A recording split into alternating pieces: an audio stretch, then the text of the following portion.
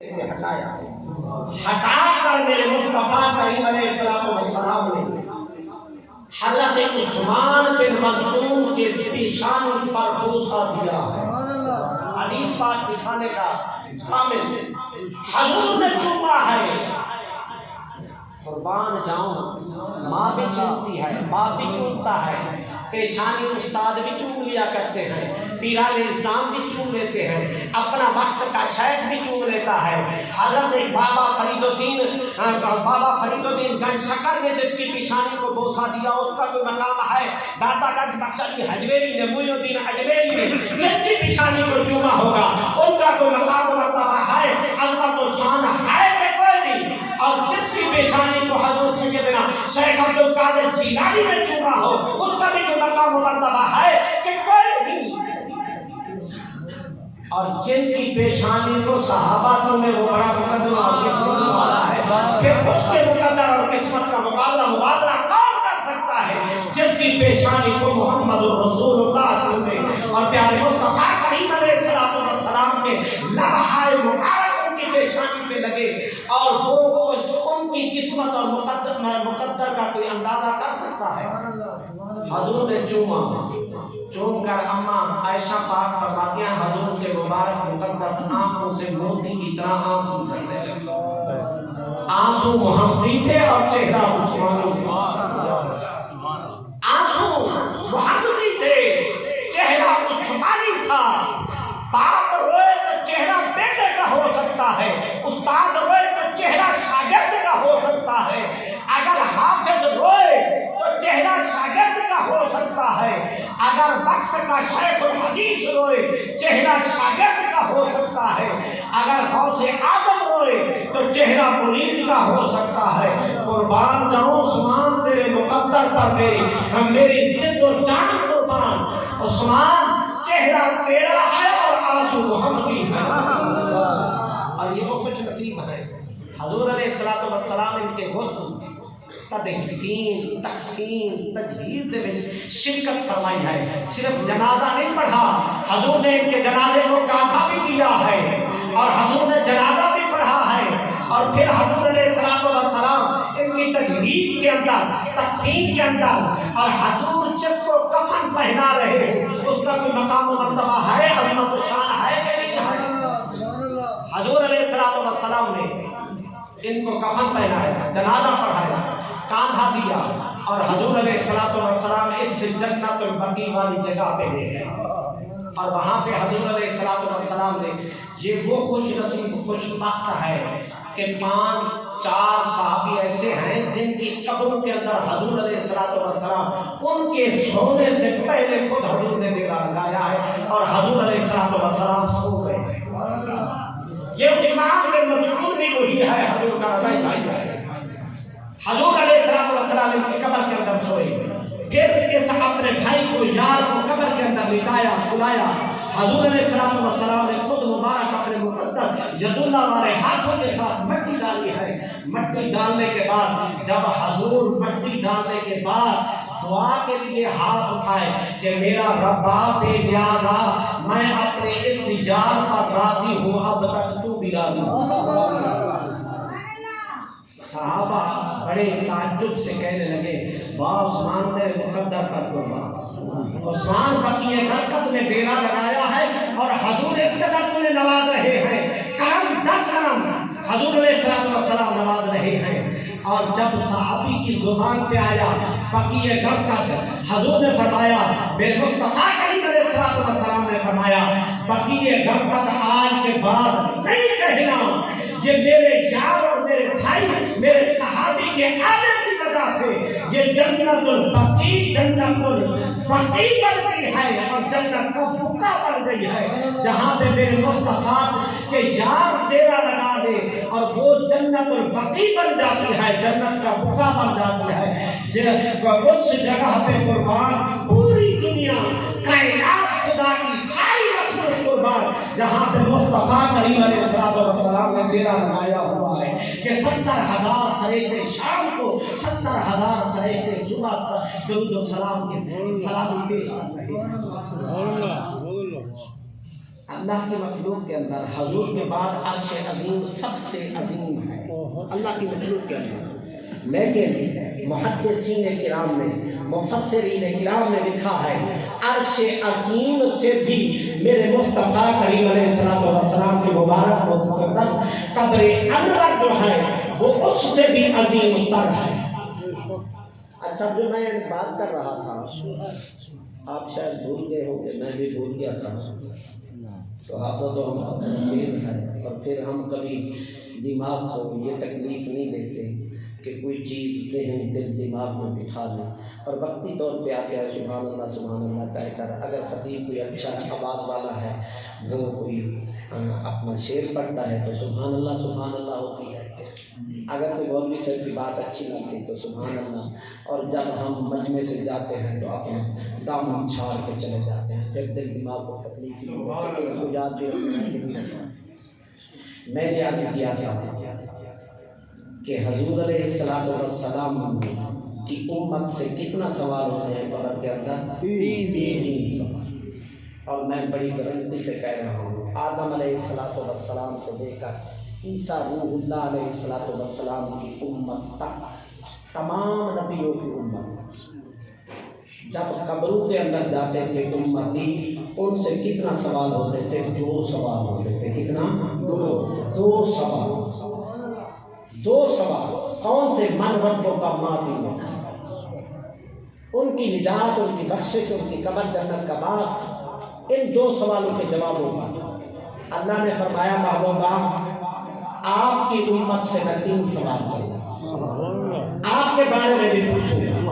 حضور نے عرض کیا اللہ اگر میرے بارے میں پوچھنا ہے تو پھر مجھ مصطفیٰ کو بھی اجازت ہونی چاہیے، میں اپنے اس امتی کے اپنے غلام کے پاس موجود ہوں قبر کے اندر، جب ان سے سوال کیا جائے ما كنت تقول في هذا الرجل، ادھر سے وہ آنکھیں کھولے اور والضحیٰ کے چہرے کی زیارت کرے، ادھر کہے ہو محمد رسول اللہ هذا نبی، یہ تو وہ میرے نبی علیہ السلام، یہ غمخوار، یہ غمگسار ہے جن کی پوری زندگی عشق و محبت کے اندر تڑپتے گزری ہے۔ حضرت عبداللہ نبی علیہ السلام کے یار ہیں، حضرت زید، اور یہ صحابی ہیں حضور کے صحابی۔ جب حضور کا وصال ہوا نا ملنے سے، تو ان کا بیٹا گیا، یہ کھیت میں پانی لگا رہے تھے، کھیت کو پانی لگایا ہوا تھا، ان کے بیٹے نے جا کے حضور کی خبر دی کہ حضور دنیا سے وصال فرما چکے ہیں۔ اسی وقت حدیث پاک کے اندر آتا ہے کہ اسی وقت انہوں نے دعا کے لیے ہاتھ اٹھائے، اے اللہ یہ آنکھیں تو نے دی تھی تو محمد مصطفیٰ کے چہرے کو دیکھنے کے لیے،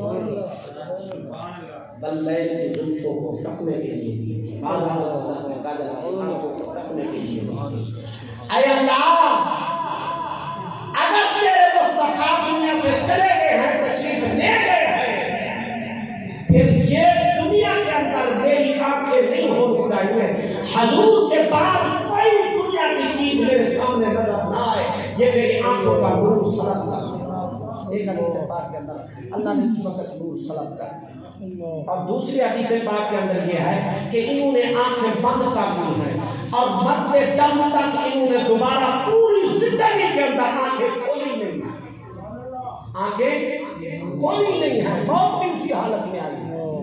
اب جب یہ حدیث پاک میں اپنے استاد کریم سے سن رہا تھا تو میرے دل میں خیال آیا کہ یہ قبر پہ پہنچے ہیں، قبر کے اندر بھی کھولے گے، قیامت کے دن بھی آنکھیں کھولیں گے یا بند رہے گی ان کی؟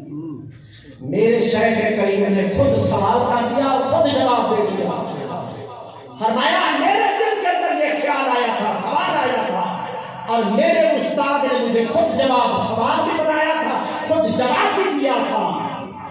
یہ زندگی میں انہوں نے آنکھیں بند رکھی ہے اور مرنے تک آنکھیں بند رہی ہے، مرے ہیں تو بند آنکھوں سے مرے ہیں، قبر میں پہنچے ہیں تو بند آنکھوں سے پہنچے ہیں۔ جب ان سے سوال ہوا من ربوں کا تو آنکھیں بند رہی، جب ان سے سوال ہوا مادینوں کا پھر بھی آنکھیں بند رہی، اور جب ان سے سوال ہوا ما كنت تقول في هذا الرجل، اسی وقت آنکھیں بھی کھولی ہے، محمد رسول اللہ کے چہرے کو بھی دیکھا ہے، واللہ کو بھی دیکھا ہے۔ یہ ہے نبی علیہ السلام کے غلاموں کی عظمت و شان۔ اچھا حضرات گرامی، حضور سیدنا شیخ عبد القادر جیلانی رضی اللہ تعالیٰ عنہ فرماتے ہیں، میں پڑھتے پڑھتے کتب عالم کا بھی کوئی مقام ہے کہ کوئی نہیں؟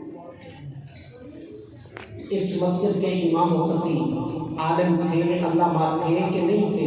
حضرت علامہ مولانا غلام حسین رحمۃ اللہ تعالیٰ۔ حضور علیہ السلام کی حدیث پاک ہے، میرے مصطفیٰ کریم علیہ السلام نے فرمایا عابد کے مقابلے میں عالم کو حضور نے بیان فرمایا۔ حضور نے فرمایا عالم کی فضیلت عابد پر اس قدر ہے، ترمذی شریف کے اندر حدیث پاک موجود ہے، عالم کی فضیلت عابد پر اس قدر ہے جس قدر میں مصطفیٰ کی فضیلت میرے ادنا امتی پر ہے، عالم کی فضیلت عابد پر اس قدر ہے۔ اور کسی دنیا دار کے ساتھ مقابلہ موازنہ نہیں کرایا ہے کہ وقت کا بادشاہ، وقت کا تاجر، وقت کا مال و دولت رکھنے والا بادشاہ کے ساتھ نہیں، فرمایا زاہد جو تہجد گزار ہے، جو رات ساری قیام کے اندر گزار دیتا ہے، اس کے مقابلے میں حضور نے فرمایا عالم کی فضیلت اس قدر ہے جس قدر میں مصطفیٰ کی ایک ادنا غلام اور امتی پر میں مصطفیٰ کی فضیلت۔ دوسرے مقام پہ میرے مصطفیٰ کریم علیہ السلام نے عالم کے بارے میں فرمایا، حضور نے فرمایا فقیہ پر باقیوں پر شیطان غالب رہتا ہے، فقیہ پر حضور نے فرمایا شیطان اس قدر فقیہ سے بھاگتا ہے جس قدر کوئی دشمن سے بھاگتا دوڑتا ہے، جس کو فقیہ کہتے ہیں دین کی سمجھ رکھنے والے کو، دین کی جو سمجھ رکھتا ہے، عالم ہے، حضور نے فرمایا اس کی فضیلت اس قدر ہے۔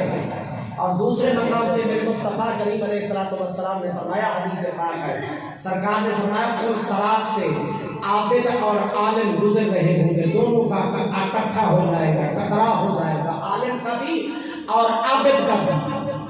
اللہ فرمائے گا عابد کو چلا جا بغیر حساب و کتاب کے جنت کے اندر، عابد کو میرا رب فرمائے گا بغیر حساب و کتاب کے جنت کے اندر چلا جا، عالم کو میرا رب کہے گا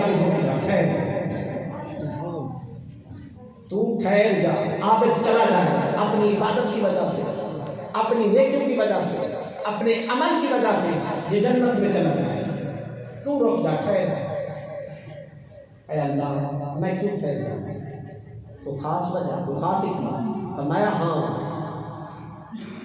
اور جن جن سے تو محبت کرتا ہے، اے عالم دین، جن جن سے تو پیار کرتا ہے، جن جن سے تو محبت کرتا ہے، اور تو سفارش کرتا چلا جا، صرف اکیلا جنت میں نہ جا، اور جس جس کی طرف تو اشارہ کرتا چلا جائے گا، میں بے نیاز رب اس کو جنت کے اندر بھیجتا چلا۔ اے عالم، میرے مصطفیٰ کا دین سیکھنے والے، جس جس قدر، اچھا ایک ذوق کی بات کر سے بتا دوں، ذوق کی بات، میں عالم تو نہیں ہوں، بس ایسے ہی گفتگو کر لیتا ہوں، آپ لوگوں کا خادم ہوں۔ حضرات گرامی، امام راضی رحمۃ اللہ تعالیٰ نے ایک واقعہ بڑا خوب لکھا، فرمایا ایک سورت کا نام ہے چمٹی پر، ایک سورت کا نام ہے چمٹی پر، سورت نمل۔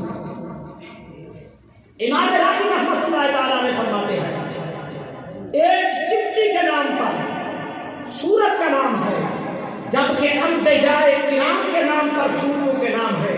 ابراہیم سورت کا نام ہے، یوسف سورت کا نام ہے قرآن پاک کی، اور یونس قرآن پاک کی سورت کا نام ہے، ہود قرآن پاک کی سورت کا نام ہے۔ انبیاء کرام کے ناموں پر سورتوں کے نام ہے، اور انبیاء کے خاندان کے آل عمران پر بھی سورت کا نام ہے، اور یہ انبیاء کے ناموں پر قرآن کی صورتیں ہیں، اور ایک چمٹی کے نام پر بھی قرآن کی صورت نازل ہوئی ہے۔ امام فخر الدین رازی فرماتے ہیں کہ اس چمٹی کا پتہ ہے کہ یہ سورت تمن کے نام پر اتری ہے، ان کے علم کی وجہ سے خدا نے ان کو علم عطا فرمایا تھا۔ جب سلیمان پیغمبر آ رہا تھا، اس کا لشکر آ رہا تھا سلیمان پیغمبر کا، اس نے اپنی چمٹیوں کو کہا کہ کسی بے خبری کے اندر، یہ نہیں کہا کہ جان بوجھ کر، بے خبری کے اندر تمہیں جو حضرت سلیمان پیغمبر کا لشکر رود نہ ڈالے، تم اپنی دلوں میں چلی جاؤ۔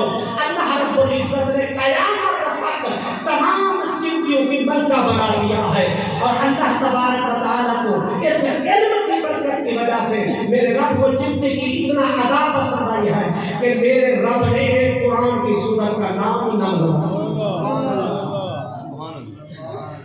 آدم علیہ السلام کو فرشتوں نے جو سجدہ کیا تو یہ عبادت کی وجہ سے کیا، زہد تقوی پرہیزگاری کی وجہ سے کیا۔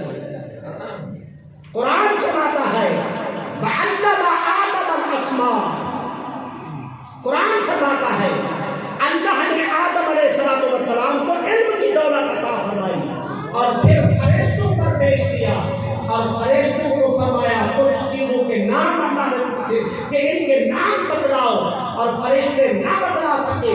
اللہ نے آدم علیہ السلام سے پوچھا تو میرے ابا جی اور میرے جد امجد اور ابو البشر نے کیا کہا، نام فوراً بدلا دیے۔ اللہ نے فرمایا کہ اے فرشتو، تمہارا تقویٰ پرہیزگاری اپنی جگہ پر، اور تم ہر برائی سے پاک ہو، اور تم معصوم ہو، اور تمہارے گناہوں کی طرف خیال ہی نہیں جا سکتا، لیکن میرے آدم کو علم کی وجہ سے تم سجدہ کرو، اور تمام فرشتوں نے آدم کو سجدہ کیا ہے تو علم کی وجہ سے کیا۔ آدم کا یہ مقام ہے، یہ مرتبہ ہے، یہ عالم کی عظمت و شان ہے۔ جب عالم کے لیے حضور نے فرمایا کہ مچھلیاں پانی کے اندر، چٹیاں اپنے دلوں کے اندر، اور اللہ کے ملائکہ خدا کی تمام مخلوق اس کے لیے دعا دو رہتی ہے، برکت کی دعائیں کرتی رہتی ہے۔ آخری بات حضور سیدنا شیخ عبد القادر جیلانی رضی اللہ تعالیٰ عنہ کا ایک ارشاد گرامی ہے، مریدی لا تخف، اے میرا مرید خوف نہ کر، مریدی لا تخف۔ اس روایت کا کیا مقصد ہے، کیا مفہوم ہے؟ حضور غوث اعظم رضی اللہ تعالیٰ عنہ نے یہ فرمایا تھا کہ نماز بالکل نہ پڑھی کرو، روزے بالکل نہ رکھے کرو، زکوٰۃ نہ دیا کرو، حج نہ کیا کرو، میرے مرید ہو گئے ہو، بس تمہیں کوئی خوف نہیں ہے۔ مرید لا تخف، خوف نہ کرو، نماز ہی نہ پڑھو، زکوٰۃ ہی نہ دو، حج ہی نہ کرو، اور باقی عبادات بھی نہ کرو، حقوق اللہ کا لحاظ بھی نہ کرو، حقوق العباد کا لحاظ بھی نہ کرو۔ میرے مصطفیٰ کریم کی شریعت کے اندر اگر کھڑے ہو کر نماز نہیں پڑھ سکتا تو بیٹھ کر پڑھ، بیٹھ کر نہیں پڑھ سکتا تو لیٹ کر اشارے کے ساتھ نماز ادا کر۔ اگر بے ہوش ہو جائے اور اسی بے ہوشی میں مر جائے تو وہ نماز معاف ہے۔ اگر پھر ہوش میں آئے گا اس پہلے والی نماز کے بارے میں بھی سوال ہوگا قیامت کو۔ اور کیا حضور غوث اعظم فرماتے ہیں بے عمل ہو جاؤ؟ نہیں، فرمایا مرید لا تخف، اے میرے مرید تو عمل کرتا رہے، تو عمل کرتا رہے، مرید لا تخف ربی، فرمایا میرے مرید تو عمل کرتا رہے، اور عمل کرتے کرتے اگر تیری موت آ جائے تو پھر بھی کمی کوتاہی رہ گئی تو میں غوث اعظم اللہ کی بارگاہ میں سفارش کر کے تیری بخشش کروا دوں۔ یہ نہیں ہے کہ بے عمل ہو جا، مریدی لا تخف، عمل کرنا تیرا کام ہے، پھر بھی کوئی کمی کوتاہی ہو گئی تو میں غوث اعظم کو میں بخشوا دوں گا، اللہ سے معافی کروں گا۔ میں اللہ کا لاڈلا ہوں، میں اللہ کا محبوب ہوں، اور قربان جاؤں حضور غوث اعظم کا، حضور غوث اعظم کا پورا خاندان دیکھو، نانا ہے تو حضور جیسا بے مثل ہے، ماں ہے تو حضرت دادی ہے تو حضرت خدیجہ کبریٰ جیسی نانی ہے، فاطمہ الزہرا جیسی نانی ہے۔ اگر نانا ہے مولا مرتضیٰ جیسا، حسین پاک جیسا، امام حسن پاک جیسا، اور اگر اللہ نے آپ کو مشائخ عطا فرمائے تو معروف ترقی جیسے عطا فرمائے۔ معروف کرچی لے کے بیٹھے ہوئے اعلان کر دیا. حضرت سیدنا شیخ عبد القادر جیلانی کے دیران نظام میں موجود ہے. فرمایا جس کا کوئی کام دنیا پہ نہیں سمجھتا اور دعائیں کرتا ہے نہیں ہوتا، وہ میرے پاس آ جائے اس کا کام ہو جائے. سبحان اللہ. کسی نے عرض کیا اللہ کی بارگاہ میں وہ گڑ گڑائے پھر بھی نہیں. فرمایا ہو نہ ہو دعا کرے، رب بے نیاز ہے، قبول کرے نہ کرے. بے نیازی پر قربان جائے، بے نیاز سے کون پوچھنے والا ہے. فرمایا عرض کی حضرت آپ نے اتنا دعویٰ کر دیا.